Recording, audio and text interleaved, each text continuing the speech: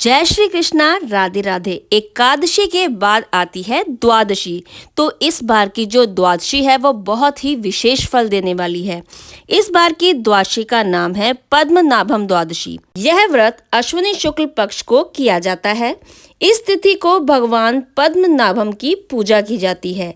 इस दिन भगवान जागृत अवस्था प्राप्त करने के लिए अंगड़ाई भरते हैं। जैसे एक छोटा सा बच्चा उठने से पहले अंगड़ाई भरता है, इसी तरह से भगवान श्री हरि विष्णु जी भी उठने से पहले अंगड़ाई भरते हैं। जैसा कि आप सभी को पता है कि देवशयनी एकादशी वाले दिन भगवान क्षीर सागर में शयन करने के लिए चले जाते हैं और ये वो स्पेशल द्वादशी है जिसमें वह जागृत अवस्था में होने के लिए एक छोटी सी अंगड़ाई भरते हैं और पद्मासीन ब्रह्मा ओमकार की ध्वनि करते हैं। तो चलिए जान लेते हैं द्वादशी तिथि कब है। शुक्ल पक्ष की द्वादशी तिथि 4 अक्टूबर 2025 को प्रारंभ हो जाएगी।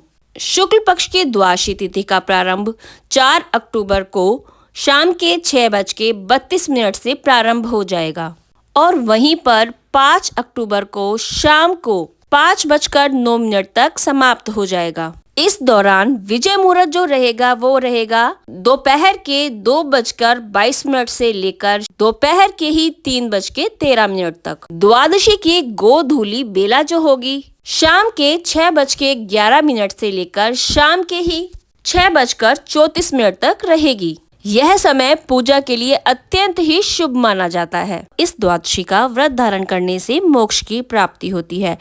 पद्मनाभ द्वादशी का व्रत धारण करना विशेष ही हितकर माना जाता है। जो भी भक्तगण भगवान श्री हरि विष्णु की पूजा करता है या जो भी भगवान श्री हरि विष्णु के अनुयायी हैं, वह सभी संसार का त्याग करने में विश्वास नहीं रखते, क्योंकि भगवान विष्णु की पूजा करने से और अच्छे कर्म करने से मनुष्य जीवन में सुख समृद्धि प्राप्त होती है और हर व्यक्ति अपने जीवन को अच्छी तरह सफलता से सुखपूर्वक जी के मोक्ष की प्राप्ति करता है। भगवान श्री हरि विष्णु के व्रत को धारण करने से हर व्यक्ति को सुख समृद्धि व जीवन में हर सफलता प्राप्त होती है। पद्मनाभम द्वादशी व्रत का उल्लेख वाराह पुराण में मिलता है। भक्तगण द्वादशी की सुबह से ही इस व्रत को धारण कर सकते हैं। स्नान ध्यान करने के बाद साधक भगवान विष्णु जी को पंचामृत से स्नान कराएं और उनके सामने धूप दीप अक्षत नैवेद्य इस तरह से उनको भोग लगाएं और उनकी पूजा आरती करें।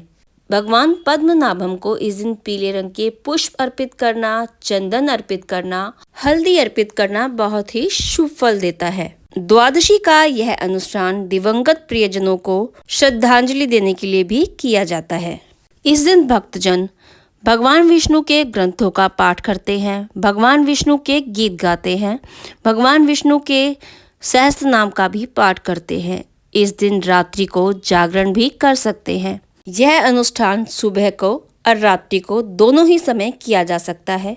जरूरतमंद लोगों को दान दे और ब्राह्मणों को भोजन कराएं। इस दिन पापकुंशा एकादशी के दूसरे दिन पद्मनाभम द्वादशी का व्रत आता है। इस द्वादशी का व्रत रखने से संपूर्ण फलों की प्राप्ति होती है और व्यक्ति का मोक्ष का मार्ग प्रशस्त होता है। तो चलिए फ्रेंड्स, अगर आपको मेरा ये वीडियो अच्छा लगा है तो please like share and subscribe ज़रूर कीजिएगा। इससे हमें पता लगता है कि आपको हमारे वीडियो पसंद आ रहे हैं और हमारा हौसला बढ़ता है। तो आप सभी को पद्मनाभम द्वादशी की बहुत बहुत बधाई हो। जय श्री हरि मित्रों।